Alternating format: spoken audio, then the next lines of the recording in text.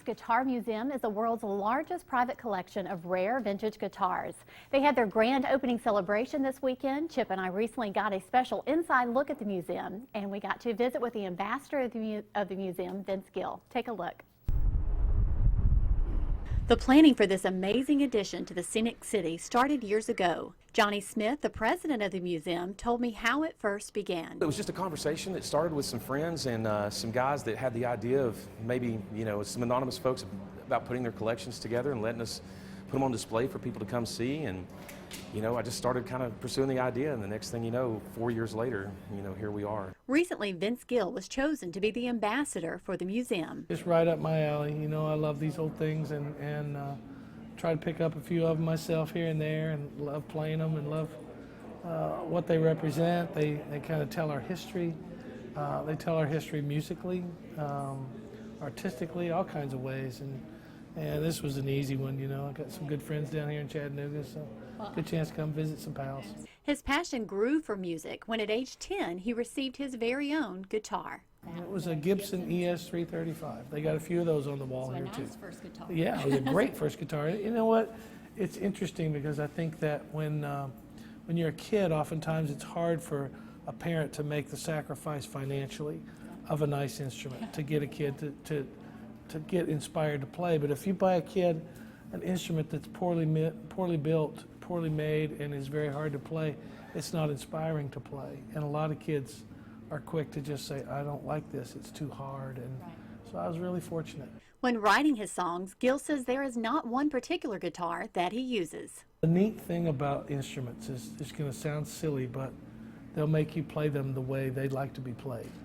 And every guitar feels different in your hands, every guitar sounds different. And something different, I think, will come out no matter what guitar you pick up. And it could be an electric guitar, it'll make you play it a totally different way and play different things. And so, no, there's not a steadfast rule of this is the guitar that writes all the songs. I spread it around. He recently used his gift of music to honor a fallen police officer in Nashville. It was a touching performance, and the song he sang, Go Rest High Upon That Mountain. Go rest high on that mountain,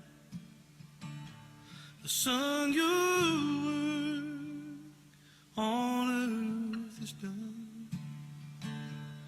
That song has been not only an amazing gift to me, but to a lot of people. And the fact that something I created to honor my brother has gone on to help people when they struggle their hardest. That's why it has so much impact for me, is when people reach for it when they're struggling so badly. Then that means even more than a hit record or any of that other stuff. Our next stop was to the Green Room and Vault, which can be toured only during certain times throughout the day. There's a VIP experience that you can purchase up front as opposed to the general admission. That'll get you access to the vault and the green room, which is right outside the door here. And it's worth it, especially for a real aficionado, because you get to see pieces in here that most people would never get to see in their life. And guests should allow an additional hour if you choose to experience the all-access tour. George Fullerton had this guitar presented to him by his employees at Fender as a gift in 1954. It's made out of beautiful flamed ash body, beautiful flame maple neck, with a very interesting sunbursted headstock to match the body.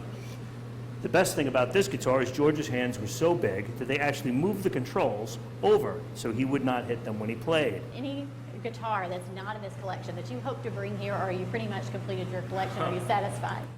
This is a living, breathing collection, and we're always looking to bring in new guitars. That's something that we strive for, is to find the best of the best.